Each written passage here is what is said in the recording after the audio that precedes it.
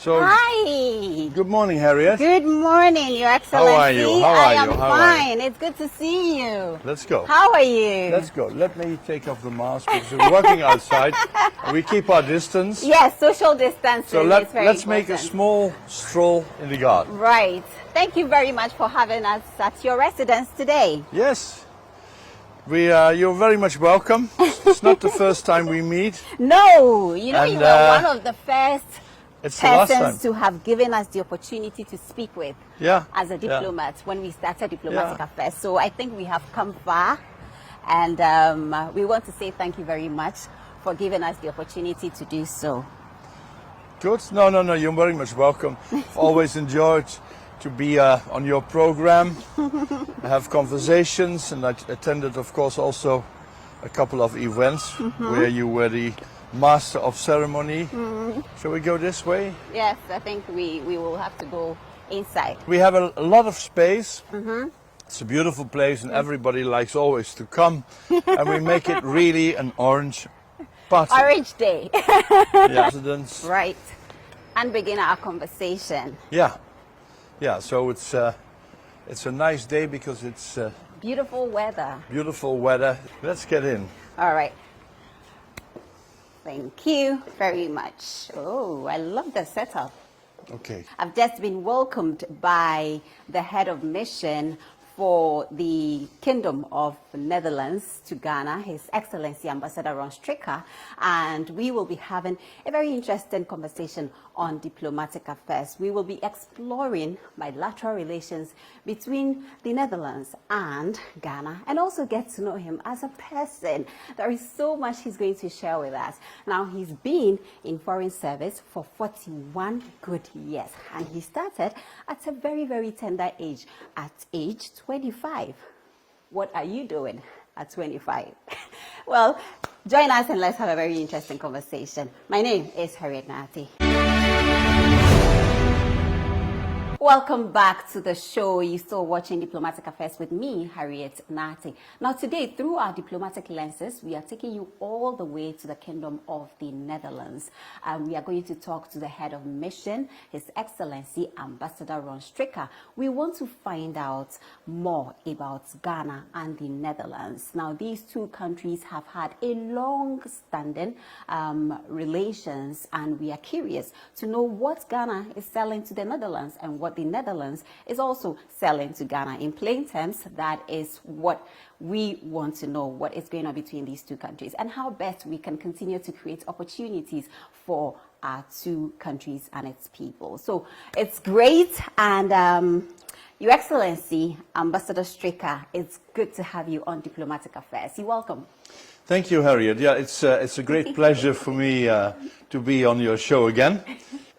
I think it's almost going to be the last time, so but I'm happy to be here. No, it won't be the last time. You know why? Because I'm going to come to the Netherlands and still talk to you about your retirement, because I know you are stepping out to relax and do other things that you've always wanted to do. Yes, it's not so much relaxation, it is that I like to do, or I'm going to do something else. Correct, yeah, very much correct. Interesting. Now, let's talk about you as a person, as a career diplomat. Let's begin with when you started this job. Walk us through your journey as a career diplomat. Oh yeah, Kik, I studied law in the 70s, and I graduated in 1980. Then I had some interest in a diplomatic career. It was a little bit by accident how that happened, however. But anyway, I started on the 31st of March, 1980 as a trainee in the ministry for a couple of months. Then we had our first year of diplomatic training. And then I think in July 1981, suddenly we found ourselves, because I got married in June, we found ourselves in the middle of Nairobi, where we stayed for 2 years, and then of course afterwards That was your first posting? It was my first posting. To Nairobi? And that was 40 years ago, and then we went to other countries. Of course we came back frequently to the Netherlands for a couple of years. And in the end, I came back to Africa in 2016. That was exactly on the 3rd of September 2016 to Ghana, where I have stayed, of course, ever since. How has the experience been for you? Yes, I've always liked very much to be in this part of the world, this part of Africa, to Ghana. I was, of course, also ambassador to Togo, Liberia and Sierra Leone, countries where I've been very recently, also to bid my farewell. Yeah, I have had a very good period here. If I have a couple of observations in Ghana, my first one would be that your treasure is your people. That is the Ghanaians I like, because they are very open, good sense of humor, very good talkers. I always say that the Ghanaians are all of them are very good public speakers. We can learn so much from that. And also very polite and kind people. So wherever you go in this country, you meet that, you encounter that. And that gives you always a very welcome feeling and yeah, a very comfortable feeling. So that is really my first observation. And then, of course, you have these specific things in Ghanaian society. The combination of openness, freedom. I always say Ghana is a free country with citizens who also take responsibility in the development and developments in their country. And that is important because you can only take responsibility in a free environment, in a democratic environment. And Ghana is such a country, and I've always commended Ghana for being that, because I think it is of tremendous importance. So this character, I think, this characteristic of the Ghana as a society is very important. And then it is modern, and at the same time you have very strong traditional things and roots as well, which I find a very inspiring, and also in the beginning even surprising a bit, very strong roots, and I find it a very, very interesting and a very nice combination, really. And then, of course, you have another observation is the cultural things, or maybe the nice things, the beautiful things which you have in Ghana. You have your traditions, like, for instance, funerals. I do not know any other country where so much attention, and not only attention, but precision and an effort is made for a funeral, for the organization of the funeral. It's really fantastic, and that is a wider thing that I have noted, that you commemorate the people, your ancestors, very much, your mothers, your grandmothers, even years after they have died, and you do that with a lot of dignity and a lot of seriousness also. And I think that is a very beautiful part of Ghanaian culture. Another simpler and more visible part, I think, is, of course, your clothing. There's a very strong Ghanaian clothing tradition for the man, certainly, and I see that and I like that. This is a very national thing, and for the women, of course, in particular. I mean, that is very much, I think, a trait of astounding beauty when you have all these beautiful colors, and I've been able to witness that, of course, everywhere in society, but also on an almost daily basis within our own embassy. And then the last thing, which is, I mean, it's an African thing, and it's certainly a West African thing, but it's also strongly a Ghanaian trade, I think that is, of course, the music. Yeah, and another, related to the music, because we were talking about this, is, of course, the choirs in this country. Right. I think Ghanaian choirs are wonders of the world. And I was in particular impressed by the harmonious chorale, which I met by accident here in the Christ the King Church at Christmas, at a Christmas event in December 2016. And it was such a fantastic performance that ever since I have attended most of the performances here in Ghana. My favorite song, of course, is Asem Papa Bimante, Oye, Oye, Oye. Papa Bimante. Oye, Oye, Oye. Oye. Exactly. So that is, because it's almost a national song. It's very much a national song in Ghana. And the composer, of course, is James Arma Varick, and he is the conductor also of the harmonious chorale. And it's a fantastic song, and yeah, it's great, and we always play it, we always sing it, and we always dance to it. Now, you also talked about our clothing. Yeah. Let me ask you, do you have any Ghanaian outfits? I have a couple of shirts. In your closet. I have a couple of shirts, colorful as always, yes, and of course a couple of smocks. Ooh. Because I've been given a couple of smocks, and yeah, it is a bit warm actually. I'm always a bit surprised why people would wear basically a smock in a hot country, because they are quite warm.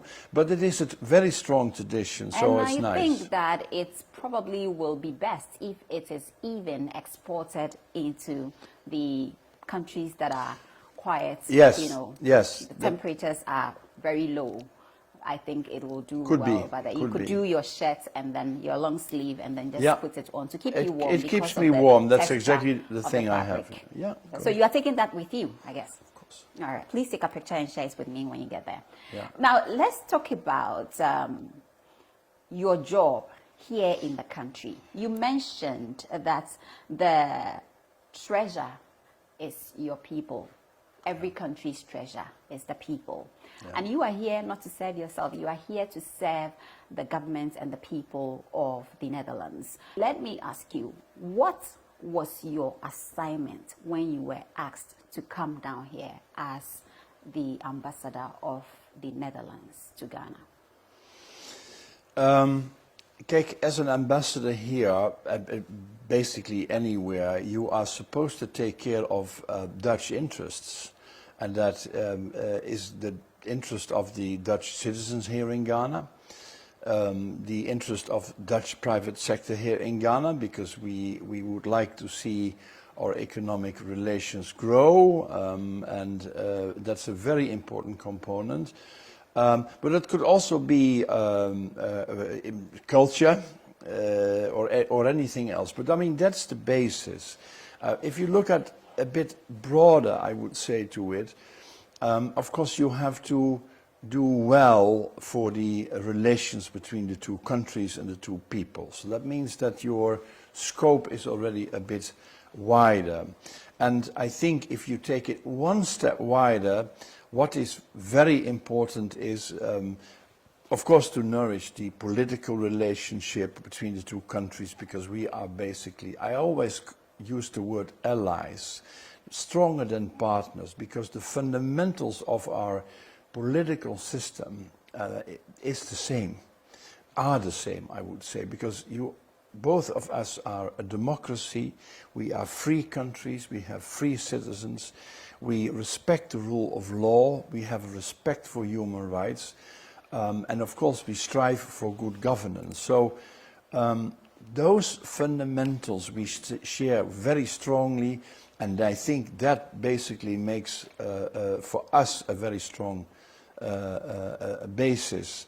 But on top of that, I would say the economic empowerment of Ghana, but I mean of Africa at large, I think is a big interest for Europe, and so it is also a big and an important interest for the Netherlands. So if by more investment and more trade and whatever there is, capacity building, or in any other manner, we can work together to, I would say, to make Ghana more prosperous, then it is good, of course, for Ghana and for all Ghanaians, but it's certainly good for Europe, for the Europeans and for the Dutch, because in the end we are neighbors.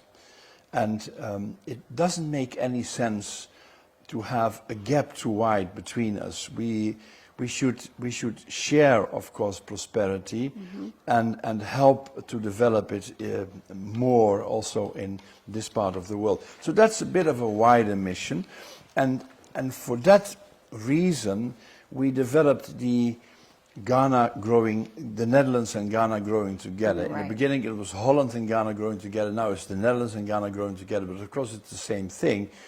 And that is the from aid to trade policy, which is then, I would say, the Dutch variety of Ghana Beyond Aid, because those things are fundamentally the same.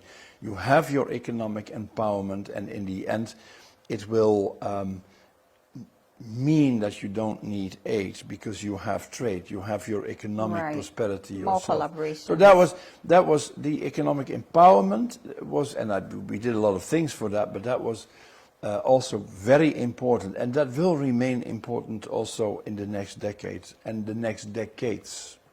So going beyond aid and creating opportunities for our two countries, let me ask you, in plain terms, what are the things that we are doing together with regards to trade? Now, yeah, first of all, there is of course trade relations, but that's export from the Netherlands to Ghana, that is export from Ghana to the Netherlands. Right. If you look at that, you see that that is at an encouraging level, because it is, if you take both 1.6 billion euros a year, but of course, I mean, there is enormous potential to see that growing. The cocoa, by the way, the cocoa from Ghana going to the Netherlands is an important component of that. Maybe we can talk a little bit later about cocoa, because it is important. But what I've seen and what we did over the last couple of years is in particular focus on a number of sectors. First is agriculture, where we, the Netherlands supported programs in the palm oil sector to increase the productivity and the sustainability of that production, so that basically you can produce more in a responsible manner on the same area, or even less. So that is increase of productivity. The same thing in the cocoa. We had a big cocoa rehabilitation and intensification project. That means basically that you increase productivity, you increase also sustainability, you make sure that you do not need any, eradicate completely child labor, that you are good for the environment and so forth. And that has been, I would say, also successful. The Cocoa Board in 2019 started also productivity enhancement programs. So now we have the scale, Ghana has the scale where it really matters, and you see that because the production of cocoa, the harvest this year is I think at an historically high level. A third element in the agriculture has been the Horti-Fresh program, which we started in 2014 as the Ghana VEG or Ghana Veg program, and that is the promotion of the growing of healthy vegetables. Healthy vegetables, the green vegetables, of course, the peppers, the lettuces, and all kinds of things which are good for your health, which are grown in this country. But what we try to do is to professionalize the farming of that, to make it attractive as a business. It has to be a business. The farmer has to be an entrepreneur and basically a businessman. So we focused on that to increase production, to increase quality, and to help, in which we succeeded, a couple of professional farmers, or numerous professional farmers, also to export these things to other countries. Right. And that is good for the country, it's good for the farmers, and it's good for the people who eat it. So in agriculture we did a lot.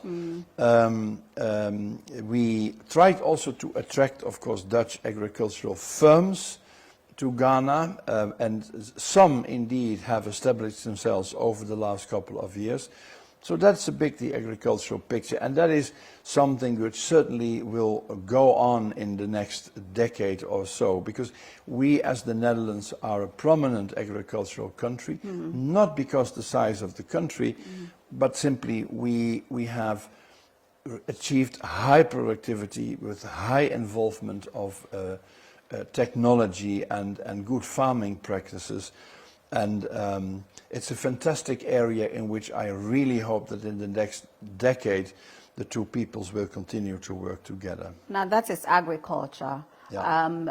How big is the Netherlands?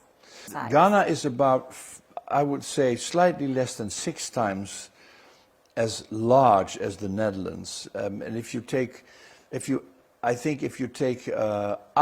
the Volta Lake, because you cannot live there, it would possibly be 5 times. So we have a population of 17 million, 17.5 now. Ghana, I guess, has 31 plus. Yes. So almost the double of the population. But of course, Ghana, if you look around, and I do that a lot, when I go on field visits, but also I'm a walker. I'm a member of the Ghana Mountaineers, which is a club of volunteers which walks every single weekend in the countryside. You see a lot of area which is there for agriculture and which is not sufficiently used. There is arable land, there is plenty of it. And I know that the government is working very hard towards that with the Planting for Food and Jobs campaigns to increase productivity. And apparently also over the last couple of years with results. So that is agriculture at large. Well, I'm happy about that because agriculture is the backbone of every country's economy. So that is a huge, step for us as two countries. Now, when you were talking about some of the things that goes into increasing production and productivity, you talked about. Did you mean funding in the aspects of funding and then capacity building as in technical assistance altogether? Yes, some of the programs they were funded by the Netherlands government, and they've taken a period of almost a decade, and most of them will more or less be rounded off, finalized, and to be taken over by other structures next year.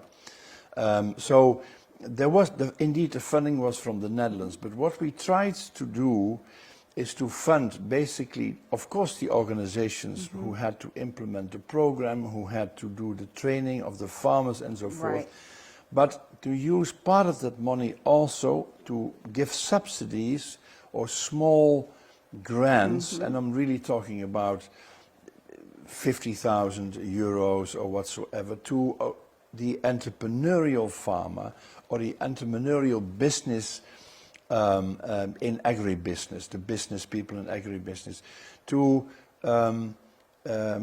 stimulate them to professionalize more, to grow better, to reach a higher productivity.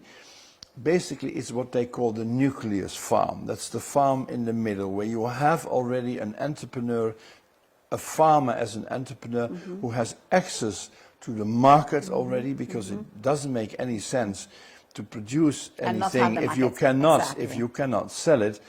So if you have then the nucleus, and he is doing even better, he has even a better access to the market, then the outgrowers around him will see that. They will be involved also in the same program. That is what we stimulate as well, so that their productivity, their income, and their position as a farmer also improves a lot. And that will go on, of course, but that is what we have seen over the last years in our programs. And that's in Hortifresh, but we've seen the same thing, of course, in the cocoa productivity increase program and in palm oil as well. How can we get the Ghanaians, more youth, into the agricultural sector? How do we make it attractive for them to want to venture into that area? That's the $1 million. What is it? The $1 million question. Because the youth, in principle, doesn't work a lot in agriculture, because of course other possibilities and opportunities are there, which were not there 50 years ago. Right. So the world has completely changed. And let's not forget that this is not a problem only, or an issue, as you say, here in Ghana, only in this country, but of course it is everywhere. Also in the Netherlands, if you look at the number of people involved in agriculture, that is very small, and usually the farmers have trouble in getting their children also seeing them involved and taking over in farming.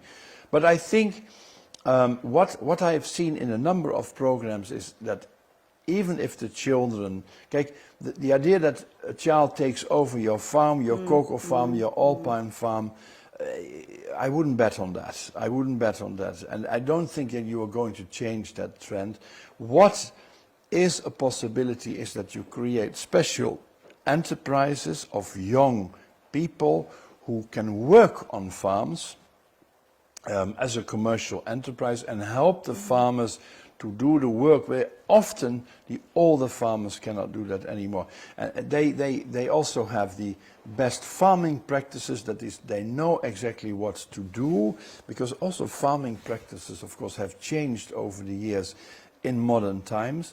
I think that is a very good method to make farming attractive once again to the youth, to the scale, of course, to which this is possible. Let me talk about cocoa. Now, before, Ghana was exporting raw cocoa into other countries. Now the government has put in place a new policy, which is adding value to these key products before sending them out. That is to create jobs and also get us to do more, better in that area. Instead of just exporting the raw material outside, we would rather add value to it and send it to other countries. What is your take on that? I mean, how is that area, how are things panning out in that direction? From the economic empowerment point of view, that is a very logical step. I know the government policy is that the countries should really step beyond exporting raw materials. And of course, that's very logical, because the added value is almost always, of course, in the next steps that you take with what you do with your raw materials. So if you look at Ghana, if you look at cocoa, you see the same thing. I mean, I think that still 3/4 of the total production, annual production of cocoa, is being exported as beans, to a large extent also to the Netherlands, where we have, for historical reasons, we have a lot of cocoa processing industries, even if they are not Dutch anymore. We have Cargill, we have Olam and Touton. They are everywhere, but they are also in the Netherlands, and in particular with regard to cocoa in the Netherlands. But it is logical that a larger part of that processing takes place here in Ghana. So in that sense, I fully understand and support also the government policy. But of course, then you have to put it in practice. And then I see an important role for these same international companies. An example, Cargill 2 years ago or 3 years ago increased its processing capacity in this country from, I think it was 60,000 or 50,000 to 85,000 tons. That means that they increased their processing capacity with more than 50%. All the movements in that direction, I think, will help. And so if these companies can do that, and others can join them, I don't see that as very much as a problem. I think that would be exactly what the government wants, because it means more added value in this country, and it creates jobs. It creates jobs, and exactly, of course, what the country needs. Right, so you are still watching Diplomatic Affairs. My guest is the Netherlands Ambassador to Ghana, His Excellency Ambassador Ronald Strikker, and we're still talking about relations between Ghana and the Netherlands, or the Kingdom of the Netherlands and the Republic of Ghana. We will take a break. When we come back, we continue with our conversation.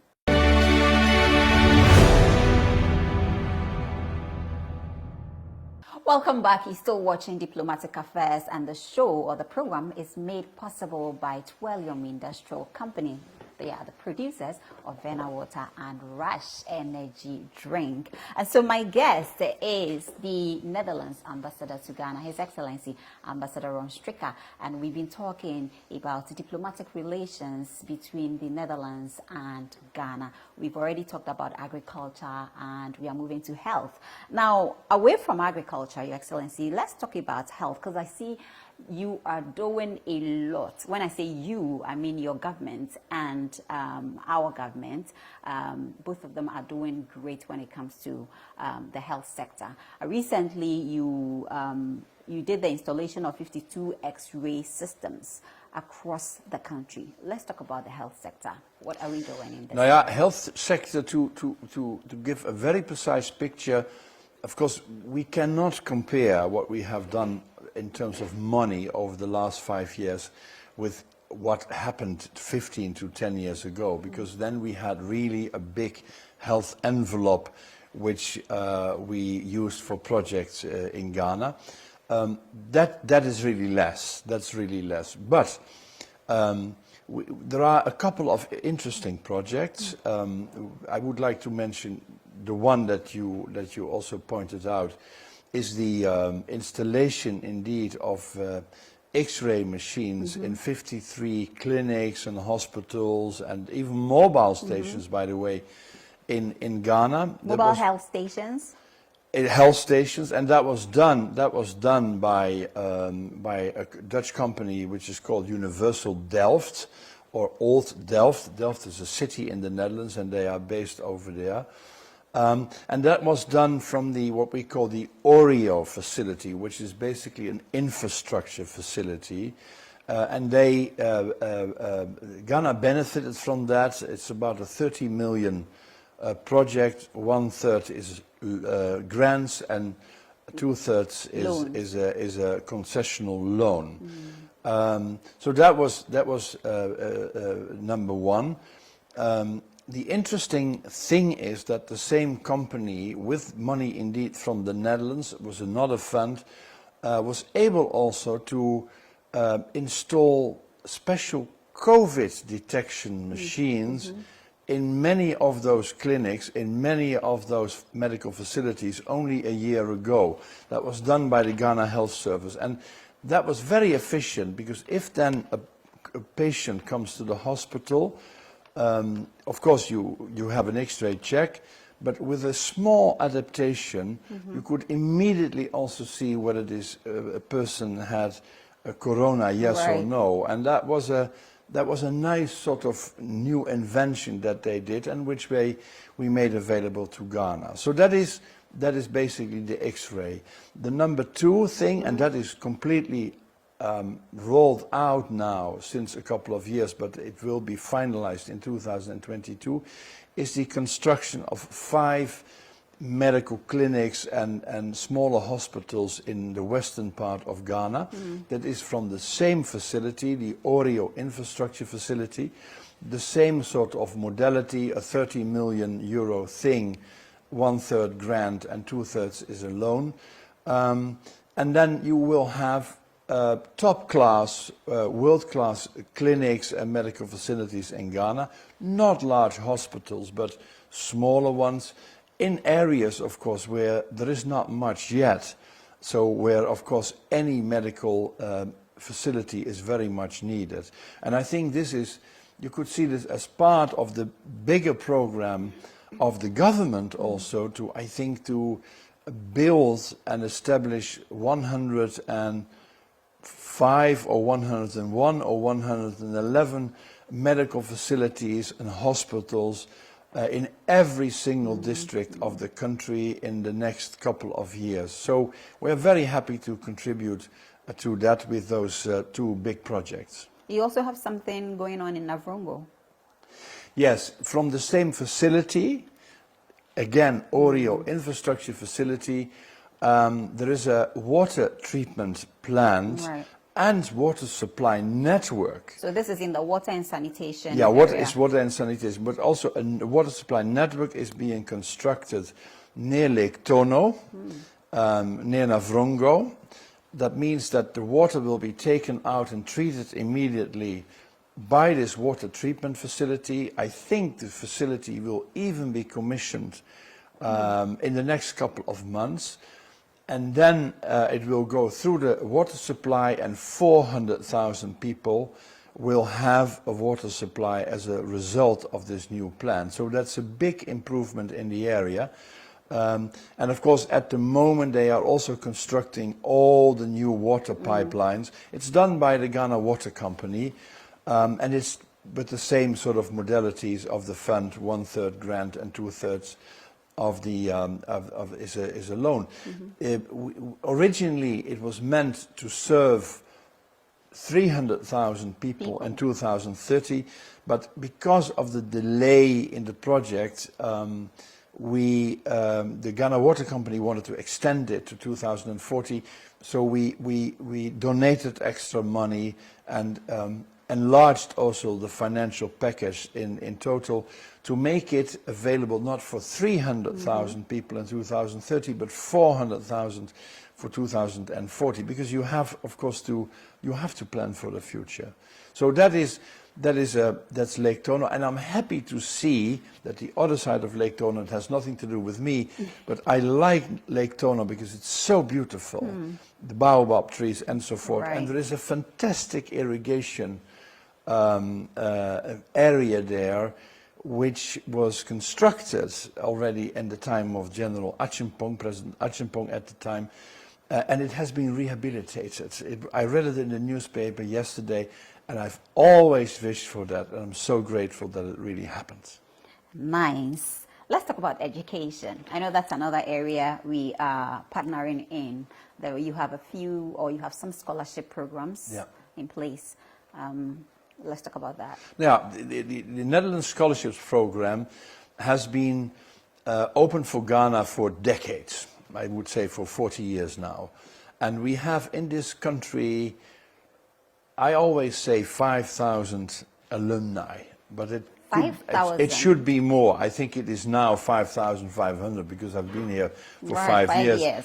And it is about, because approximately 100 plus Ghanaians every single year go to the Netherlands for doing their masters, shorter trainings, it could be a couple of weeks, a couple of months. You have some of them who even do their PhD in the Netherlands if they are very good and they have been requested to do so. So it is a massive relation that we have built up over the years in education and in training then in the Netherlands. And I see that because there is a Netherlands Alumni Association in Ghana. There was a new governing board installed. I think we had a big meeting here 3 weeks ago with 20 of the members to celebrate that and to basically to plan for the future. So this will of course continue for years.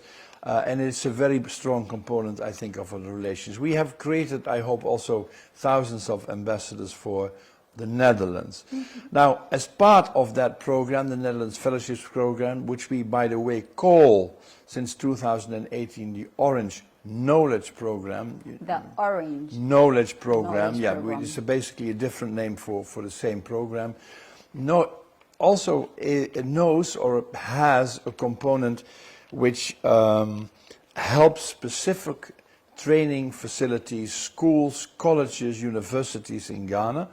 And we had a very interesting program over the last couple of years to modernize the curriculum of the agricultural colleges. I think Ghana has 4 agricultural prominent colleges. One is in Kumasi, and they wanted to change the curriculum because they wanted to make the students more prepared for being an agribusiness entrepreneur, and not automatically, as it was in the past, apparently, I have been told, an extension officer working for the Ministry of Agriculture. That's basically being a civil servant. No, the people coming from the college should be entrepreneurs, yes. Take their own destination into their own hands in agribusiness and agriculture, also to create the processing industry that the government really wants us to do. So it's part of the measures being introduced. It's another page in the same book. Yeah. Exactly. So that was fantastic, and recently the program was basically, the project was closed. That means that the curriculum has been changed now. So I expect very inspiring results from that. Now, that's very interesting. I know when it comes to education, a lot of people are very, very, very, very interested in what is happening, using the opportunity to travel into another country to have the experience and learn about their culture and every other thing. So education is huge in our conversations most of the time. I mean, is it still happening, or that you've pulled a break because of COVID when it comes to the scholarship programs that you have in place? Yes, of course, that has affected all, my work, your work. All of us. Our work. We have seen less missions going to the Netherlands, coming to Ghana, which was a very important part of our work also in all these sectors that we have been talking about today. And of course it has also affected, because people couldn't go to the Netherlands in 2020, and we can almost say that even 21 is a lost year, because it will not change very much. We hope it gets better, of course, at the end of the year, but at the same time, as much as possible, we have to try to do things online. But I mean, if you look at the full scale, I would say that I hope it will restart in 2022. Yeah. That's really what I hope. Yeah. Well, we are very hopeful that 2022 will be a very good year, so we can get back to our normal lives. Now, let's talk about cultural exchanges between these two countries. Can I say something Please on go that? ahead. Just before you do that, Harriet, if you excuse me. Now, that is, of course, Corona. We do not know what is going to happen in the future, but we should know, and we do know one thing for sure, that nobody in terms of Corona on this planet is safe unless the last person on the planet is safe, and that means that we have to vaccinate. We are quite far in the Netherlands after a slow start, because it needs a lot of preparation with the vaccination in our country. Even then, we see from time to time, when we relax measures, you see enormous spikes, and then immediately people are worried. So you have to take the measures once again and basically reintroduce the restrictions, and then it goes down again. But even then, when it will go down because of more people having been vaccinated, we also are very much committed to ensure that other countries can do the same thing. And then I'm looking at, of course, countries which have maybe less access to vaccines or less money to buy them. And I know that the Ghanaians have a very ambitious program to vaccinate basically the adult population by the end of this year. You need a lot of vaccines for that.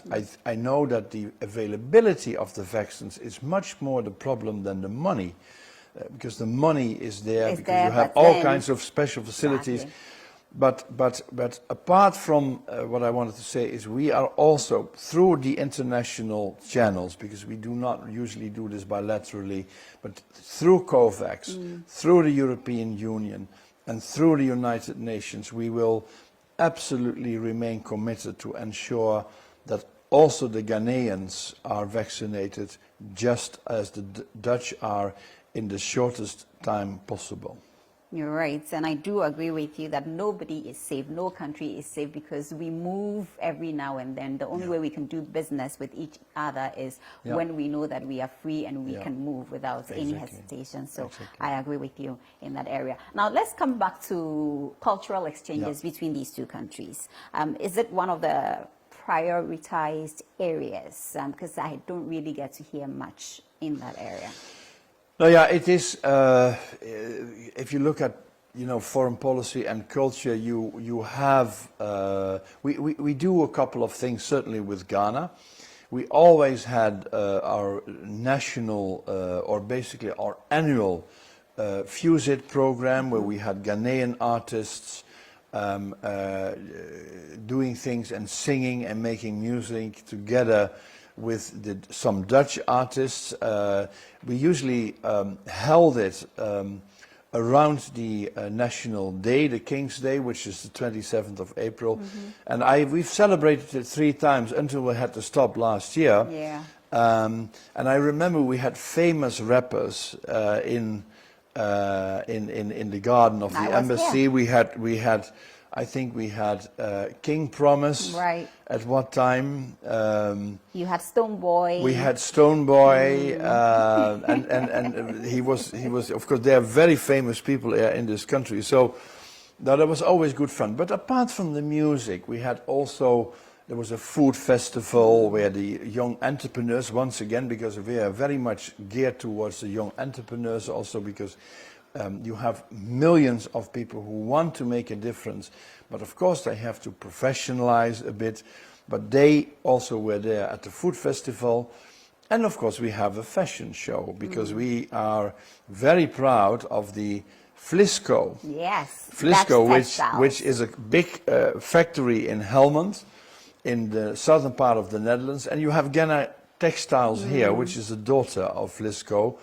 And they make the most beautiful stuff. So at the FUSIT festival, we usually had a fashion show, and that is of course of enormous popularity in Ghana, because this is a fashion country. It is a fashion country. It's a huge fashion country, and please keep it that way. Keep it that way. But apart from that, in terms of culture, common heritage, can I make one other example? That was the recent opening of the, as I call it, the Slavery Museum in the Usher Fort, which was, there was a museum. It was hit by a storm, I think almost 8 years ago.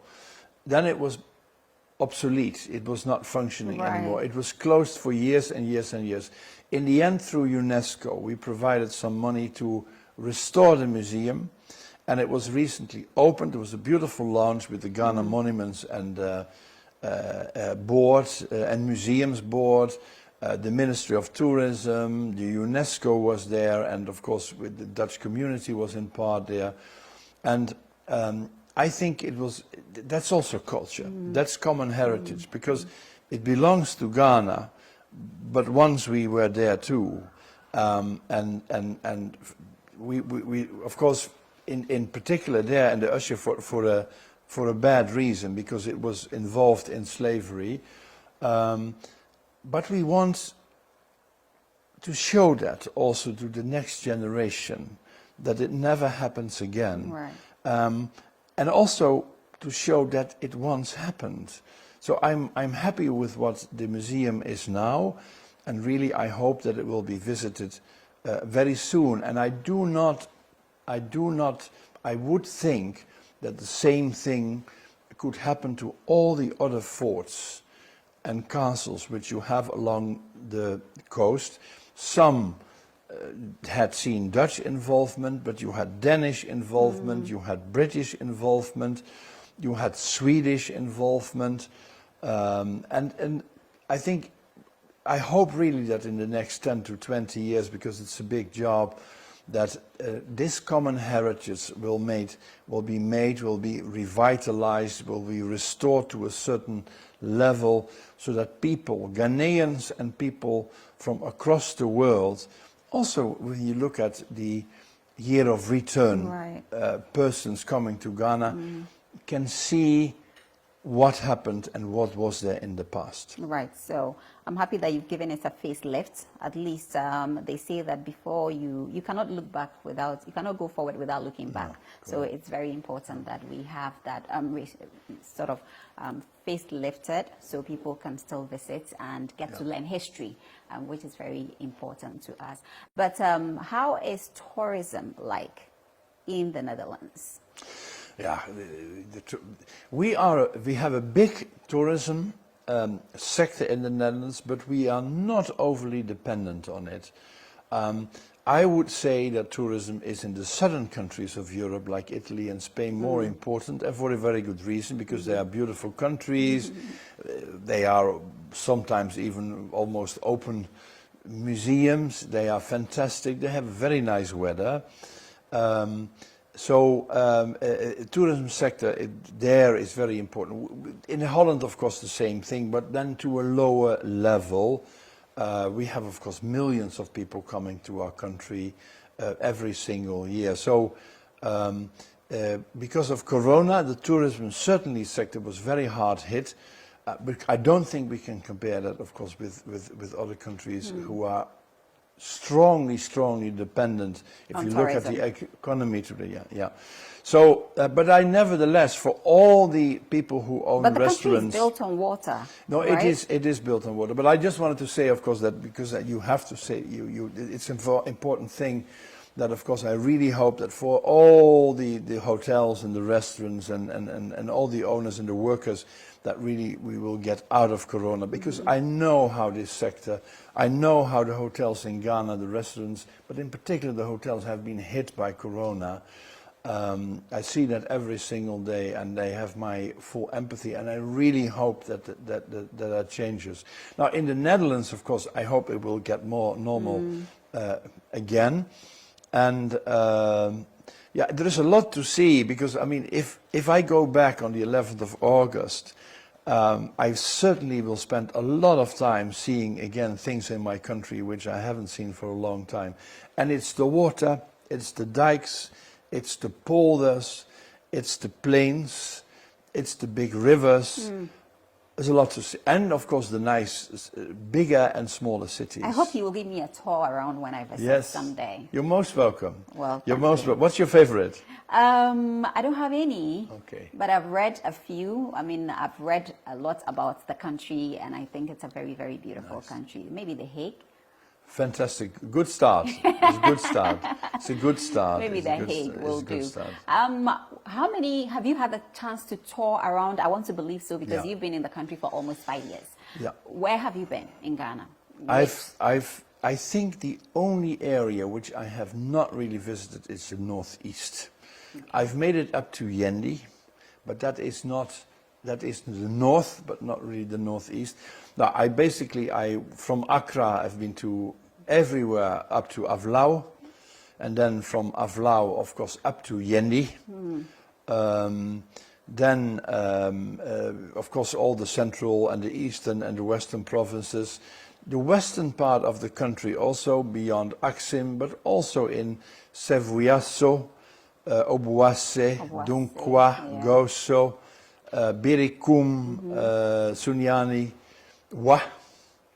We went up to Wa because once we made a trip up to Upper West, and then of course Tumu, Navrongo, Bogatanga, everywhere, and my last 2 trips were to the western part of Ghana to do a week cocoa fields, cocoa plantations, see what's happening because of the projects. Very fascinating tour and very beautiful part of the country, And then to the eastern part where we with the Ghana mountaineers went up to, I do not know exactly the village, but I mean it's alongside the Ghana-Togolese border, where there is a great small lodge run by a travel agency, Jolinaiko Eco Tours, run by a Dutch lady and by a wonderful Ghanaian husband. His name is Apollo, her name is Cindy. They made an eco lodge there, and it is very near to Takbo Falls. And you have I think the Wivley Falls there too. That is spectacular. And we did a lot of hiking there with the mountaineers, and we stayed in that particular village, which is also an eco village, and I can recommend every single Ghanaian and foreigner in this country to go there, to spend some time. I did it a couple of months ago, and I regret sincerely that I didn't come earlier. I couldn't even take my wife there because she was at the time out of the country. Yeah. Wow. But you still saved the best for the last, and I think it was a good experience. I did. Certainly it is the best. Yeah. Oh, that's great. Well, we are wrapping up our conversation. Yeah. What would be your legacy? That's a very difficult question, Harriet. What do you want me to say to that? It's very difficult. I am only a sort of, what is it, a part in a longer line of continuity.